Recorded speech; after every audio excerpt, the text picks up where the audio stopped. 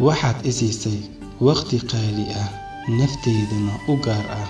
waxaadna igu hogaamisay jacayl wadadiisu aamin tahay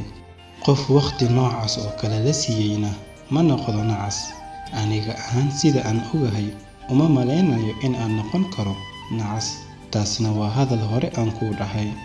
maxaa yeelay waxaan ahay qof mar walba suga soo dhawaanshahaada taasna waa farxadda nafteyda sababtoo ah jacaylka aad i wada siisay waa mid nafteyda wada saameeyey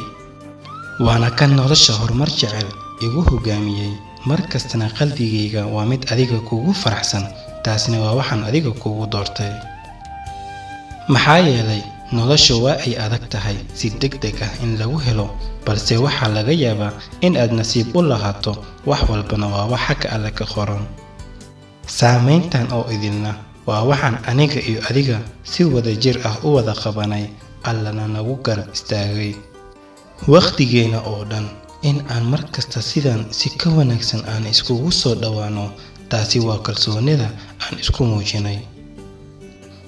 labadeena ee macanto noloshan macaan sida quruxda badan isku keen soo dhaweysay marna yaana ku kala dhaqaaqin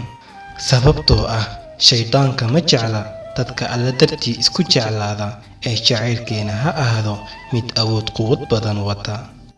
anigana waxaan xifdin doonaa had iyo jeer nolosha aan balanta ku wada galnay taasina waa waxaad ila aaminsan tahay sababtoo ah markaad iga dheer tahay lama qabsan karo nolosha haddaadan lamaana igu ahayn maxaa yeelay nafteyda waxaad u tahay farxadda adduunka waayo jacaylkaad i siisay waxa uu lahaa wejiyo qurux badan oo aanan la iloobi karin taasina waa sababta aan markasta kaaga soo agdhawaado maxaa yeelay waxaad wanaajisay noloshayda waxaadna ila wadaagtay nolosha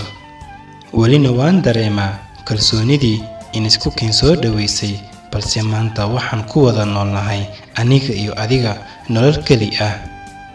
inkastoo waqtigana kala fogeeyey haddana ma nihin dad qalbiyadoodii kala dheer taasna waa waqtiga gaaban ee aan nolosha ka baranay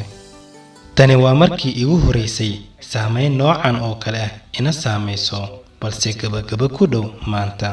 sidaad og tahay waxaan ahay qofku jecel welina waan ku dhaartaa taasna waa waxaad iga kasbatay waxaan u baahanahay waa adiga adigana waxaad u baahan tahay aniga waa walaalkiina Zaki Zama haddii aad ka hesheen muuqaalkan fadlan la wadaag asxaabtaada adigoo u sii shargareynaya haddii aad nagu cusub tahay si aysan kuu dhaafin muuqaalada xiga fadlan channelka subscribe saar like inagu dhiirigeli wixii afkaartiina waxaad inagu soo gudbin kartiin qaybta hoose commentiga salaamu min allahi calaykum